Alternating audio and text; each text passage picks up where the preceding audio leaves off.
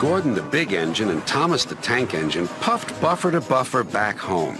It had been a busy day. First, Thomas had teased Gordon about the time that the big engine had slid into a ditch. Then Thomas fell down a mine and Gordon came to his rescue. "Remember, Thomas," called Gordon grandly, "united we stand, together we fall. You help me, and I'll help you." "I'll remember," replied Thomas, "but I hope Sir Topham Hatt forgives us soon." Suddenly, they noticed something. As the two engines whistled into the sheds, everywhere they looked, they saw paint pots and painters.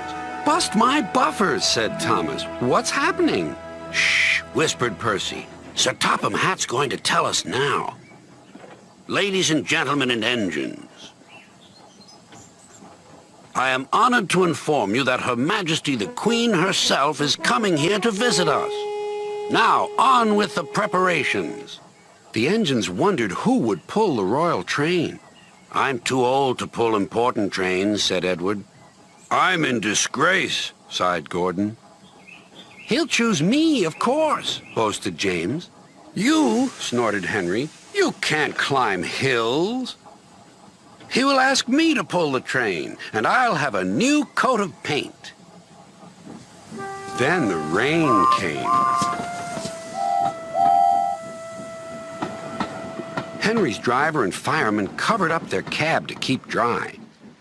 A painter was on the ladder above the line. Henry's smoke blew high into the air. The painter couldn't see. Both he and the paint pot fell all over Henry. Poor Henry. "Well, you're not a pretty picture," sneered the painter. Sir Topham Hatt spoke next. "You look like an iced cake, Henry. That won't do for the royal train. I must make other arrangements."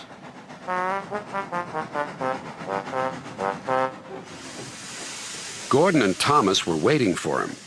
Please, sir. "One at a time," replied Sir Topham Hatt. "Yes, Gordon? May Thomas have his branch line again?" "I think you are both sorry and deserve a treat. Edward will go in front to clear the line. Thomas will look after the coaches, and Gordon will pull the train." The great day came. All the engines worked hard, bringing people to the town. Thomas sorted out their coaches in the yard.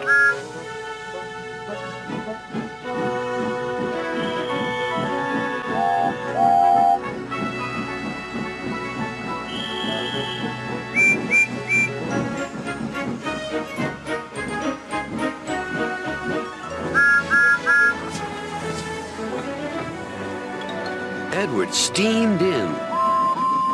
"Beep! The Queen is here!" Then Gordon whistled as he approached the station. Everyone knew that sound. The Queen's train glided into the station. Gordon was spotless and his brass shone brightly.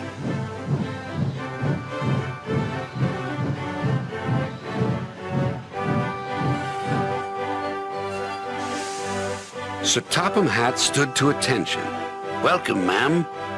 The Queen thanked him for a splendid run and asked to see all the engines. "Beep, beep," whistled Toby and Percy. "Shh," hissed Henry and James. But Toby and Percy didn't care. "3 cheers for the Queen!" "Beep, beep," whistled the engines. When it was time to leave, the Queen spoke specially to Thomas, who fetched her coaches. Then to Edward, and finally to Gordon, who took her away. No engines ever felt prouder than those on Sir Topham Hatt's railway.